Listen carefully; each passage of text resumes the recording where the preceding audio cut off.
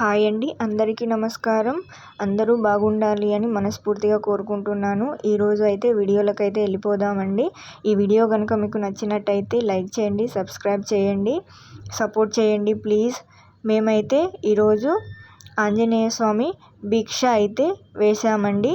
ఈరోజు మా ఇంట్లో పూజ అనేది అయితే మేము చేసాము. పూజ చేసినప్పుడు మేము మొదటిసారిగా శ్రీ హనుమాన్ చాలీస యొక్క మంత్రాన్ని అయితే చదవడం అనేది జరిగింది. ఓం శ్రీ ఆంజనేయ నమః.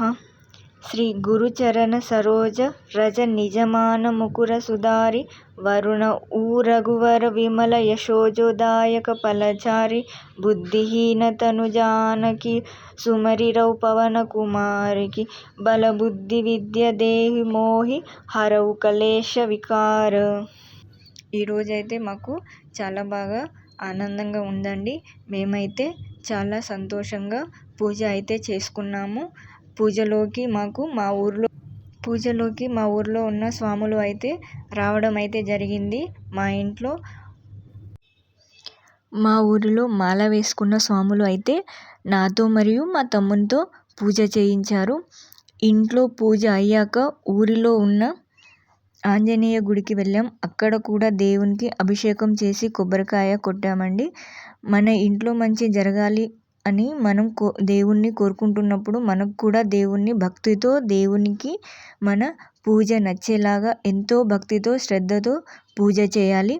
అలా పూజ చేస్తున్నప్పుడు చుట్టుపక్కల వాళ్ళను కూడా పిలిచాం. పూజ అంతా అయ్యాక మేము దేవునికి వండిన ప్రసాదం స్వాములకం వడ్డించాం. నిజంగా మనం దేవునికి ఏదైనా కోరితే వెంటనే మన సమస్య తీరిపోవాలి. నువ్వు నాకు ఏం చేశావు, ఏం చేయడం లేదు, నేను నిన్ను రోజు మొక్కుకుంటున్నా, ఎంతో వేదన పడుతూ ఉంటాం. కానీ దేవుడు మనకు కొంచెం లేట్ అయినా కానీ ఖచ్చితంగా మన కోరిక నెరవేరుస్తాడు. మనమంతా దేవుని మీద భారం వేయకూడదు. దానికి తగినంత కూడా మనము చేయాలి. మన ఆలోచన విధానాలు కానీ మనం ఏదైనా చేసేటప్పుడు కానీ దేవుడు మనకు మంచి జరగాలి అనుకున్నప్పుడు మన కృషి కూడా ఉండాలి.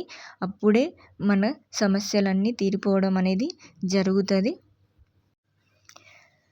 మనం కోరగానే దేవుడు నెరవేర్చడానికి మనం ఏదన్నా మంచి చేసి అనేది అయితే ఉండాలి.